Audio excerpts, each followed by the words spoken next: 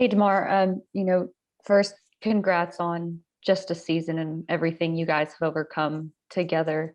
Um, when you think back and just reflect on the season, what do you think of? um, Unique, roller coaster, weird. I think them three things that definitely sums up the season. It was definitely daily challenges. We was one of the teams that got hit by the COVID bug. A lot of things. It was just a unique thing that we had to continuously make adjustments on every single day throughout this whole season. Coach Pop talked about, and a lot of others, just that never give up mentality, and everything you just talked about is, an average person might find it easy to give up in those situations, but you guys just kept on fighting. I mean, to have teammates and to be on a team with that kind of environment, how has it been, just for you and feeling, I guess, proud of these guys? Yeah, we never laid down. With the amount of obstacles we had to go through playing, we never gave up. When our backs was against the wall, we always continuously found a way to try to fight. And you got to give credit to all those guys, especially young guys that went out there and just fought. A lot of times with the limited amount of practice that we had, it was tough. It was tough. But one thing we had was fight. You got to respect those guys for that, my teammates for that for sure. Thank you. Thanks, Anya. Let's go to Jeff McDonald. Damar, what did Memphis do defensively that made it, so difficult for some of you guys to get to your spots or to get the ball to go in the basket? Because it was a tough shooting night for a lot of people. Yeah, I mean, it'd be a different story if it was just one of us. If Memphis kind of keying in, trying to make it difficult, whether if it was for me or anybody else. It was a collective effort, man. We fought. If one of us just had a decent shoot night, it would have changed the game for sure. We just couldn't get nothing to fall. There's a lot of shots that I took that felt good. Felt like I got to my spot. A lot of shots that DJ took that looked good that he normally make. Just one of those nights, man, when the ball just didn't want to drop for us. We couldn't get a rhythm offensively, but we fought, man, and we put ourselves in a hole early. We fought all the way back and had the game. Let a couple possessions slip away from us, and that kind of hurt us. Obviously, the season didn't end the way you wanted it to. The record probably wasn't what you guys wanted. But when you look at the team and what they're building, did you see signs of progress? And are you kind of optimistic about what's to come for this group?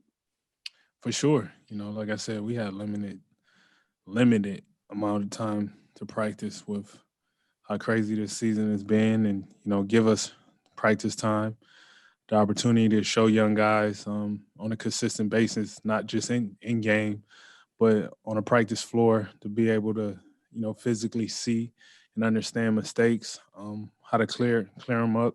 That goes a long way. We had a lot of young guys. It's different when you have a veteran team that's been together for a long time and kind of gets it.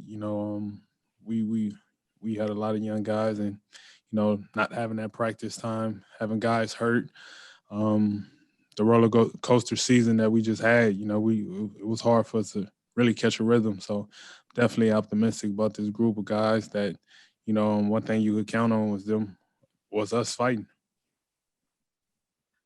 I know it's 15 minutes after the season ended, but you're going to be a free agent this summer. What are your thoughts on would you be willing to stick around and help lead this rebuilding project? Is that something that appeals to you, or what are your thoughts there?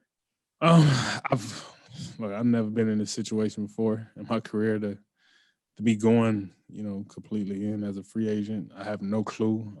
It hasn't been something I thought about or ponder about, or I could sit up here and say, I got options. It's just, I'm still thinking about how we could have won, how we could have kept playing. So many emotions, just with these guys, and having to go sit on the plane with those guys and try to keep them upbeat. Understanding that it's definitely a learning curve, and this is something that could build build you up for the long run in your career. So, you know, that's my focus right now, is just trying to keep these guys' head up, be positive, as much as it sucks right now. All right, thanks, DeMar. Yeah. Thank you, Jeff. Let's go to Tom Petrini. DeMar, what are you going to take away from this season that was a learning and growing experience for you and a lot of your teammates as that veteran, that mentor? You know, how cool was it for you to play that role this year? It was definitely fun because, you know, you see what guys started, you see the growth in them, you see the confidence in them, you see them learning tendencies out there on the court. You know, you just see each step of the way.